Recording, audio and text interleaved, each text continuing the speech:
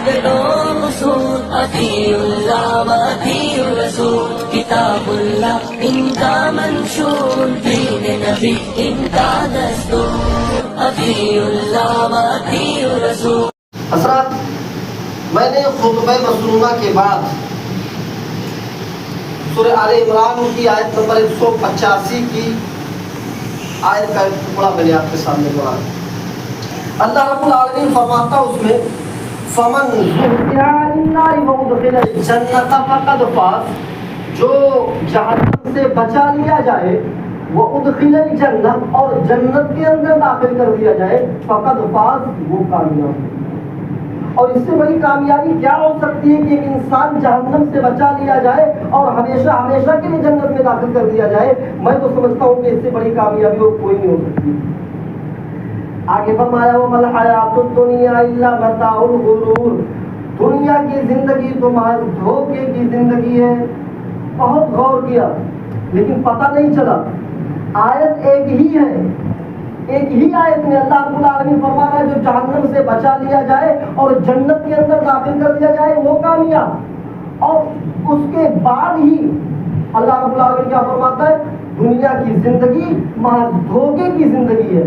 دنیا کو دھوکہ کہنا اور اس کا کانٹیکٹ جنت سے کرنا، کیا تعلق ہے؟ اور یہ ہے کہ بندہ اپنی جنت کو، دنیا کی اس رنگینیوں کو جب دیکھتا ہے، دنیا کے اس 4 دن کی چاندنی کو دیکھتا ہے تو اس میں ایسا لگ جاتا ہے، ایسا اس میں بس جاتا ہے، اس دنیا کے لالچ میں پڑ جاتا ہے کہ پھر دنیا کے چکر میں وہ اپنی جنت کو خراب کر لیتا ہے، اپنی آخرت کو، اپنی جنت کو برباد کر لیتا ہے۔ اس لیے فرمایا وَمَا الْحَيَاةُ الدُّنْيَا إِلَّا مَتَاعُ الْغُرُورِ، دنیا کی زندگی جو 4 دن کی ہے، جو 4 دن کے لیے صرف دھوکہ ہے، یہ دیکھنے میں بڑی خوبصورت لگ رہی ہے لیکن اس کا چہرہ، اس کو جب قریب سے دیکھو گے تو یہ دھوکے کی نظر آئے گی۔ کیا اس کی حیثیت؟ آپ نے بادشاہ سکندر کا نام سنا ہوگا، وہ 6 مہینے حکومت کیا کرتا تھا، 6 مہینے کسی جنگل میں چلا جاتا تھا، کسی قبر کے پاس بیٹھ کر کے اور اس ٹوٹی پھوٹی قبر سے سڑی ہوئی گلی ہوئی ہڈیوں کو نکال لیتا تھا اور اس ہڈی کو اپنے ہاتھ میں لے کر وہ اپنی موت کو یاد کیا کرتا تھا اور ہڈی کو لے کر کے یہ کہتا تھا ہڈیوں کل تم میری جیسی تھی اور اے ہڈیوں کل میں تمہارے جیسا ہو جاؤں گا، اے ہڈیوں کل تم میری طرح تھی اور اے ہڈیوں کل میں تمہاری طرح ہو جاؤں گا۔ میرے بھائیوں، یہ دنیا دھوکے کی زندگی ہے، دیکھنے میں انسان بڑا خوبصورت نظر آتا ہے لیکن اس کی حیثیت کیا ہے؟ مر جاتا ہے، قبر میں چلا جاتا ہے، کچھ دنوں کے بعد قبر ٹوٹ جاتی ہے، اس کا بدن سڑ جاتا ہے، اس سڑی ہوئی ہڈی کو کتے بھی سونگھنے کے لیے تیار نہیں ہوتے ہیں، کتے بھی نہیں جاتے اس ہڈی کو سونگھنے کے لیے۔ یہ ہے دنیا کی حیثیت، یہ ہے میرے بھائیوں وَمَا الْحَيَاةُ الدُّنْيَا إِلَّا مَتَاعُ الْغُرُورِ، دنیا ایک دھوکے کی زندگی ہے۔ پھر آئیے اسی موضوع کی طرف جو میں نے گزشتہ 2 جمعوں سے جس پر روشنی ڈالی، یہ دنیا دھوکے کی زندگی ہے، اصل کامیابی تو جنت پا جانا ہے، ہم جنت کو کیسے حاصل کریں؟ پچھلے 2 جمعوں سے میں نے بہت سارے اعمال بتلائے، آئیے آج اس جمعے میں بھی، اس جمعے کے خطبے میں بھی کچھ اعمال سن لیجئے۔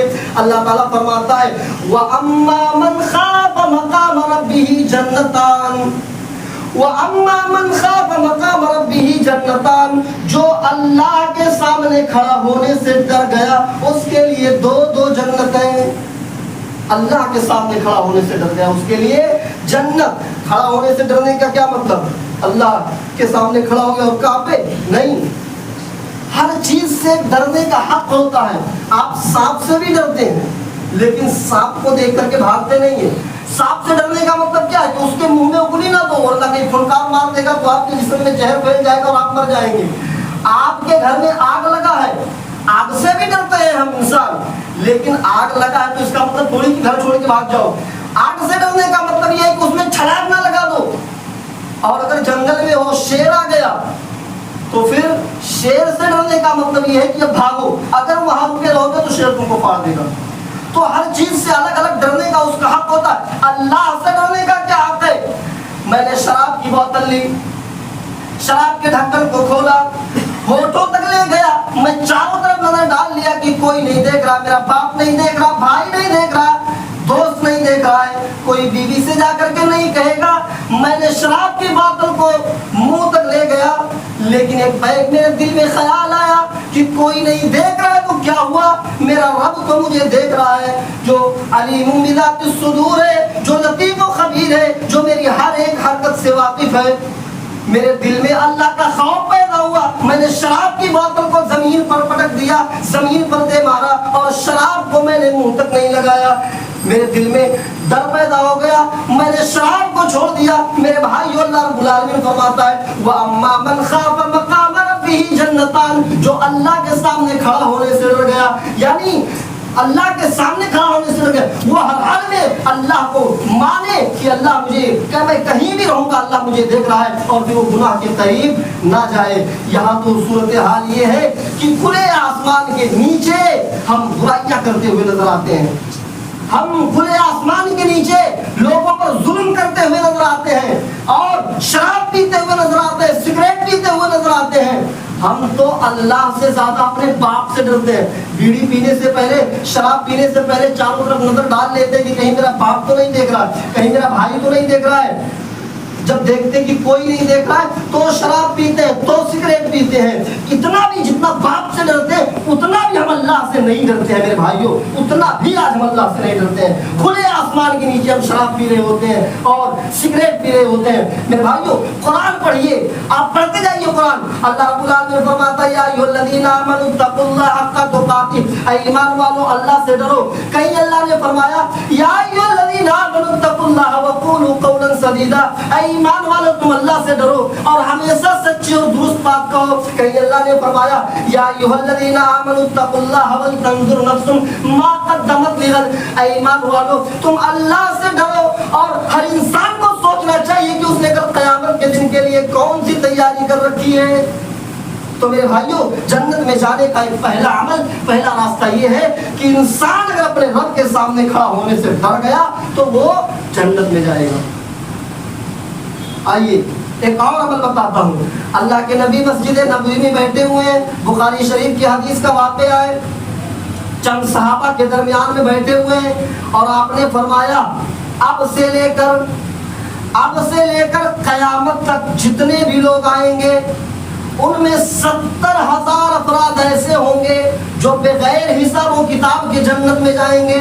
अब से लेकर क़यामत तक जितने लोग आएंगे उनमें 70,000 अफराद ऐसे होंगे जो बगैर हिसाब व किताब के जन्नत में जाएंगे। अल्लाह के नबी ने इतना कहा और अपने हुजरे में चले गए। सहाबे किराम सोचने लगे कि अल्लाह के नबी ने किन खुश नसीबों के बारे में ये कहा कि 70,000 अफराद बगैर हिसाब व किताब के जन्नत में जाएंगे, उनमें से हम होंगे या नहीं होंगे। वो सोचने लगे ये हो सकता है अल्लाह के नबी उन लोगों के लिए कहे हो जो पैदा इस्लाम में हुए, उनकी वफात भी इस्लाम के हाल में हुई, हालत में हुई, वो हो सकता है। हम तो पहले काफिर थे, बाद में ईमान लेके आए, पता नहीं कौन उन खुश नसीबों में से होगा। अल्लाह के नबी थोड़ी देर हुजरे से निकले, देखते हैं कि सहाबे किराम शुबह में पड़े हुए, डाउट में पड़े हुए कि किसके लिए मैंने ये कहा। अल्लाह के नबी ने पूछा कि तुम लोग लगता है शुबह में पड़े हो कि मैंने ये खुशखबरी किसके लिए दी। कहा अल्लाह के नबी हम लोग शुबह में पड़े हुए हैं, कंफ्यूज है, आप मेरे कंफ्यूजन दूर करिए, आप किनके लिए कहे हैं। अल्लाह के नबी ने फरमाया सुनो मैं तुम लोगों का कंफ्यूजन दूर करता हूँ, मैं बताता हूँ 70,000 अफराद कौन होंगे जो बगैर हिसाब किताब के जन्नत में जाएंगे। अल्लाह के नबी फरमाते हैं सही बुखारी की रिवायत अल्लज़ीना हुम ला यततय्यरून वला यफ्तऊन वला यस्तरकून व अला रब्बिहिम यतवक्कलून। ये 4 किस्म के लोग होंगे जो बगैर हिसाब किताब के जन्नत में जाएंगे। 4 किस्म के लोगों के बारे में अल्लाह के नबी ने फरमाया। पहले किस्म के लोगों को किनके लिए फरमाया अल्लज़ीना हुम ला यततय्यरून, जो बदशगुनी नहीं लेते होंगे, बदशगुनी नहीं लेते होंगे, वो बगैर हिसाब किताब के जन्नत में जाएंगे। बदशगुनी आप समझते हैं, अरब के लोग जब कोई बिजनेस करते थे पहले या कोई कहीं जाना होता था तो एक चिड़िया पकड़ते थे और उस चिड़िया को सीधा उड़ाते थे। अगर वो राइट साइड जाती थी तो वो समझते थे कि चिड़िया राइट साइड, दाहिने साइड उतर के गई है, मेरा काम ठीक होगा। अब वो काम करते थे। और अगर वो बाएं जानिब उतर के चली जाती थी तो वो काम नहीं करते थे। ये है बदशगुनी। आज हम बदशगुनी किस तरीके से करते हैं, रास्ते से जा रहे हैं, गाड़ी रोक दी, बिल्ली सामने से गुजर गई, रोक दी गाड़ी। मेरे भाइयों ये है बदशगुनी। एक हाजी साहब हज करने के लिए जा रहे थे, वापस आ गए, घर वालों ने पूछा क्यों वापस चले आए, कहा बिल्ली ने रास्ता काट दिया। یہ ہے بدشگونی. بچے کو نہلائے دھلائے اور نہلانے دھلانے کے بعد ماتھے پہ ٹیکا رکھ دیا کالے رنگ کا. کیوں رکھ دیا؟ کہتے ہیں کہ یہ نظر بد سے بچائے گا. یہ ہے بدشگونی. اللہ کے نبی فرماتے ہیں 70,000 افراد میں سے وہ لوگ ہوں گے جو بدشگونی نہیں لیتے ہوں گے. دوسری قسم اللہ کے نبی فرماتے ہیں الذین لا یتطیرون ولا یبتعون، جو اپنے جسم کو دغواتے نہیں ہوں گے. دغواتے جانوروں کو جیسے داغا جاتا ہے لوہا گرم کر کے. اور آج موجودہ دور کے نوجوان وہ نوکدار والی مشین آتی ہے، اس سے نوجوان جو عشق کرتے ہیں زیادہ وہ اپنے معشوق کا گرل فرینڈ کا نام لکھ لیتے ہیں. لڑکیاں اپنے بوائے فرینڈ کا نام لکھ لیتی ہیں، کوئی ٹیٹو بنا لیتی ہیں. وہ سب اس حکم میں شامل ہے. اللہ کے نبی فرماتے ہیں ولا یبتعون، جو اپنے جسموں کو دغواتے نہیں ہوں گے. اور شیخ صالح العثیمین کا فتویٰ یہ ہے کہ جو شخص اپنے جسم کو دغواتا ہے اور اس کے جسم پر ایسا نشان ہے اگر وہ مر جائے تو اس کی جنازے کی نماز نہ پڑھی جائے، اس کو مسلمانوں کے قبرستان میں دفن نہ کیا جائے. میرے بھائیوں، اگر ہم اور آپ میں سے اس مسجد میں کسی نے یہ کام کیا ہے تو پہلی فرصت میں جا کر کے اس کو آپریشن کروا لے، اس کو منڈوا لے، ورنہ انجام بہت برا ہوگا اس کا. اللہ کے نبی فرماتے ہیں ولا یبتعون، جو اپنے جسم کو دغواتے نہیں ہوں گے وہ 70,000 افراد میں شامل ہوں گے. تیسری چیز اللہ کے نبی فرماتے ہیں ولا یسترقون، جو جھاڑ پھونک نہیں کرتے ہوں گے. بہت صاف لفظ موجود ہے حدیث میں ولا یسترقون، جو جھاڑ پھونک نہیں کرتے ہوں گے. بچے کی طبیعت خراب ہو گئی، چلو مسجد کے امام صاحب کے پاس، لائے امام صاحب کے پاس. کیا ہوا؟ بخار ہو گیا ہے، دعا کر دیجئے. اب امام صاحب نے دعا کرنا شروع کر دیا. ایک مسئلہ یاد رکھنا، دعا کرنا جائز ہے. اگر بچے کو بخار ہو گیا، کوئی تکلیف ہے تو قرآن کی سورتیں پڑھ کر، حدیث کی جو دعائیں ہیں اس کو پڑھ کر کے دم کرنا جائز ہے، دم کیا جا سکتا ہے.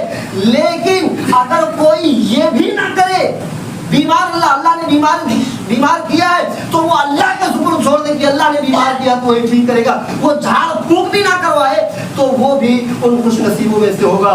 ولا یسترقون، جو جھاڑ پھونک نہیں کرتے ہوں گے.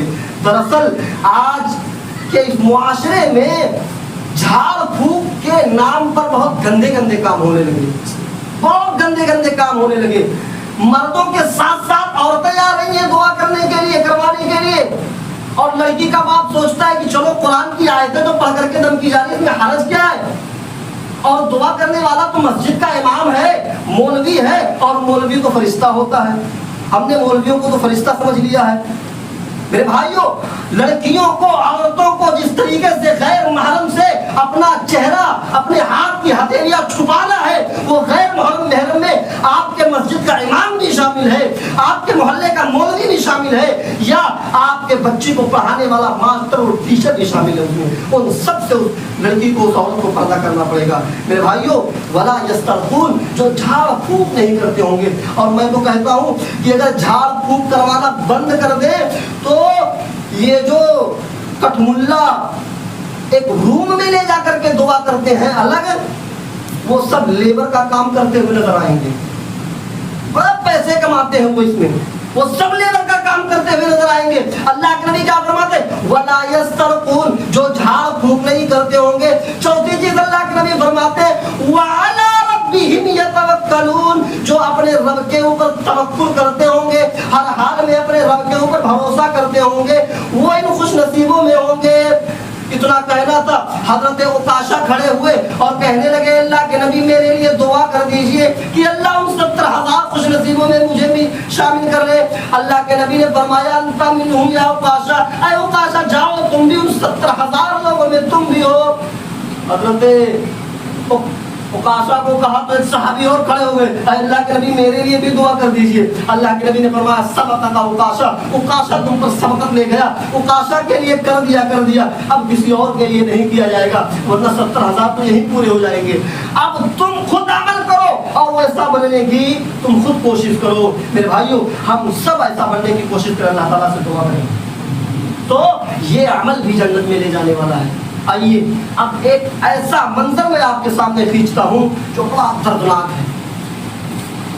غنیمت کا مال آیا ہوا ہے، مال غنیمت آیا ہوا ہے، سارے صحابہ میں وہ مال بٹنا ہے. حضرت عائشہ کہتی ہے اللہ کے نبی 15 دن ہو گئے گھر میں چولہا نہیں جلا ہے، آج تو مال آیا ہوا اس میں آپ کا بھی حق ہے، آپ کا بھی تو حصہ ہوگا۔ اللہ کے نبی نے فرمایا ہاں عائشہ اس میں میرا بھی حق ہے، سارے لوگوں کو بٹنا ہے اور اس میں میرا بھی حق ہے۔ حضرت عائشہ کہتی ہے اللہ کے نبی کیا میں چولہا سنبھال لوں، چولہے کو پود دوں، چولہے جلانے کے لیے لکڑیاں اکٹھا کر لوں؟ اللہ کے نبی نے فرمایا ہاں عائشہ تم چولہا سنبھال لو، ابھی میں جاؤں گا اور کچھ مال لے کر کے آؤں گا، مال غنیمت جو سب کو بٹیں گے، سب کو جو مل رہا اس میں سے میرا بھی حق ہے، مجھے بھی ملے گا۔ اے عائشہ آج 15 دن کے بعد میرے گھر میں بھی چولہا جلے گا۔ اللہ کے نبی فجر کی نماز پڑھانے کے لیے جاتے ہیں اور نماز پڑھانے کے بعد سارے صحابہ کو مال تقسیم کرتے ہیں۔ حضرت عائشہ کھڑکی سے دیکھتے ہیں کہ سارے صحابہ مال لے کر کے خوشی خوشی جا رہے ہیں اور وہ سوچتی ہیں کہ ابھی میرے شوہر میرے ہسبینڈ بھی لے کر کے کچھ مال آئیں گے، آج 15 دن کے بعد میرے گھر میں بھی چولہا جلے گا۔ اللہ کے نبی سب کو بھر بھر کے مال دے رہے ہیں، سارے صحابہ آج خوش ہیں جو کہ مال مل رہا ہے سارے صحابہ کو۔ جب سارے صحابہ کو مال تقسیم کر دیا اللہ کے نبی نے تو اللہ کے نبی کے حصے میں بھی 2 تھیلے آئے مال سے بھرا ہوا، گلے سے بھرا ہوا 2 تھیلے، سب کو 2 تھیلے ملے تو اللہ کے نبی کو بھی 2 تھیلے ملے۔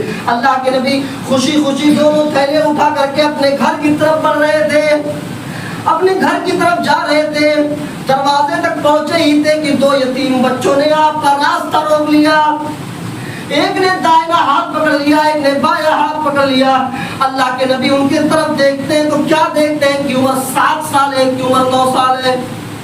ایک کہتا ہے اللہ کے نبی میرا باپ نہیں ہے، دوسرا کہتا ہے اللہ کے نبی میری ماں نہیں ہے، ایک کہتا ہے اللہ کے نبی میرے گھر میں 5 دن سے چولہا نہیں جلا، ایک کہتا ہے اللہ کے نبی میرے گھر میں 7 دن سے چولہا نہیں جلا۔ اللہ کے نبی کو اتنا سننا تھا کہ ہاتھ کی پکڑ ڈھیلی پڑ گئی اور ان دونوں بچوں کو ایک ایک تھیلا دے دیا، بیٹے لے جاؤ، محمد کے پاس اس کے علاوہ بھی گھر میں کچھ نہیں ہے، جو میرے گھر کی پونجی تھی، جو مال تھا یہی تھا، لے جاؤ۔ اللہ کے نبی وہ مال اپنا پورا ان بچوں کو، یتیم بچوں کو دے دیتے ہیں، وہ بچے خوشی خوشی تھیلا لے کر کے جا رہے اپنے اپنے گھر کی طرف۔ اللہ کے نبی اپنا دائنا ہاتھ اپنے گال پر رکھ کر کے ان بچوں کو دیکھ رہے ہیں، راستہ لمبا ہے، اس وقت تک اللہ کے نبی ان بچوں کو دیکھتے رہے جب تک کہ وہ بچے نظروں سے اوجھل نہیں ہو گئے، نظروں سے غائب نہیں ہو گئے۔ اللہ کے نبی تب تک ان بچوں کو دیکھتے رہے، جب وہ بچے نظروں سے غائب ہو گئے تو اللہ کے نبی اپنے گھر کی طرف بڑھے، دروازے کو دستک دی۔ حضرت عائشہ دوڑی دوڑی آئی یہ سوچ کر کہ آج تو میرے شوہر کچھ مال لائے ہوں گے، آج تو میرے شوہر کچھ لائے ہوں گے، سبزی لائے ہوں گے، گوشت لائے ہوں گے، آج میرے گھر میں بھی 15 دن کے بعد چولہا جلے گا۔ دوڑتی ہوئی آئی حضرت عائشہ دروازہ کھولنے کے لیے، دروازہ کھولا، کیا دیکھتی ہے کہ کائنات کا امام جیسے گیا تھا خالی ہاتھ لے کر کے، آیا بھی تو ویسے کہ دونوں ہاتھ خالی ہے، دونوں ہاتھ خالی ہے، کچھ بھی نہیں ہاتھ میں ہے۔ اللہ کے نبی کمرے میں داخل ہوئے، السلام علیکم ورحمۃ اللہ۔ حضرت عائشہ جواب دیتی ہے وعلیکم السلام ورحمۃ اللہ۔ حضرت عائشہ سوال کر لیتی ہے اللہ کے نبی آپ تو مال لینے گئے تھے، غنیمت کا مال بٹ رہا تھا، اس میں آپ کا بھی حق تھا اور آپ نے کہا تھا عائشہ تم چولہا سنبھال لو، میں نے چولہا سنبھال لیا تھا، اے اللہ کے نبی کیا ہوا آپ کو مال ملا نہیں، کیا بات ہے آپ کیوں لے کر کے نہیں آئے مال؟